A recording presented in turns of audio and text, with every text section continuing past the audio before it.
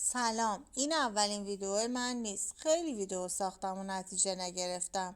راستشو بخوای نمیدونم چند نفر تا آخرشو میبینن. شاید 10 نفر، شاید 100 نفر، شاید فقط خودم. اما این ویدیو برای دیده شدن ساخته نشده، برای شروع کردن ساخته شده.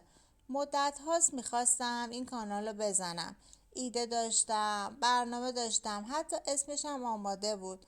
اما همیشه یه چیز جلوتر از من می ایستاد. ترس از این که نکنه خوب نباشه. اگه تو هم الان داری این ویدیو رو میبینی، حتما تو هم یه چیزی توی دلت هست که مدت ها شروع نکردی. این کانال قراره درباره همون چیزها باشه. درباره شروعهای سخت، درباره افتادن و دوباره بلند شدن، درباره واقعی بودن، نه بی‌نقص بودن. من قول نمیدم همه چی عالی باشه، ولی قول میدم واقعی باشه.